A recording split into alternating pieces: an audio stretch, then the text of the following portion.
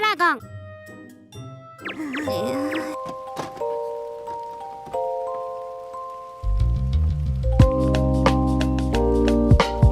Okay, so if you guys have not read this manga, why? Because it is really good. It's been almost 2 years since the last chapter. It's been about 500 days, and a few days ago, or as of the moment of me recording this, it's been a few days, and we finally got Ruri.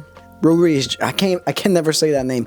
Ruri's Dragon back after a big 2-year hiatus. If you're not aware, the author had to take a big break due to the fact that their health was kind of on the decline, so they had to postpone the manga. Despite the manga being just a few chapters short, just 6 chapters short, it did really well on the Shonen Jump app. It is a slice of life, wholesome type of manga. So if you're into that kind of stuff, the best way for me to describe it would be kind of like Spy Family, maybe a bit of I don't know. I think that's a bit. It's kind of like Spy Family, kind of like Bocchi the Rock. It's really calm, really funny.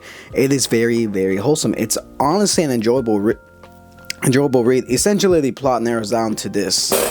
It's Ruri. She's like half human, half dragon. Her father is a literal dragon. You know, like those flying dragons, a literal dragon, while her mom is just a normal human. No, do not ask me how they reproduce, because I don't know how gigantic 20-foot behemoth can reproduce with a human. I genuinely do not know how that works, but as the story goes along, it's explained that she's just now discovering her powers for the very first time, and she doesn't really know what to make of it. It's just her just trying to adjust to normal life with just dragon horns, and everyone around her just kind of views her, oh hey, you have dragon horns, that's cool, whatever.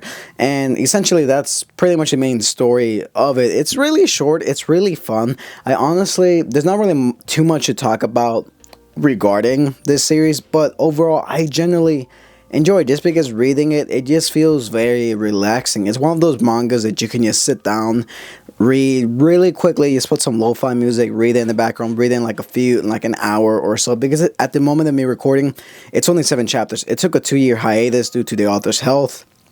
Now that it's back, it's going to be 5 chapters, like physical, and then I believe after 5 chapters, it's going to be moving to the digital platform, which kind of sucks. We won't have physical copies of it, but I don't even have a copy of the original manga.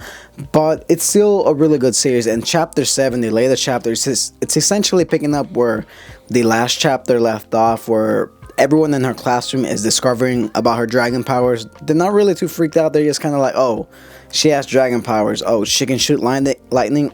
That's kind of cool, but your horns are kind of a distraction. Even the teacher's like, hey, can you please calm down and just like go call your mom or something about the dragon horns. It is a really simple and fun read. There's not too many mangas out there where I can just sit down, enjoy it, and binge read it just pretty quickly.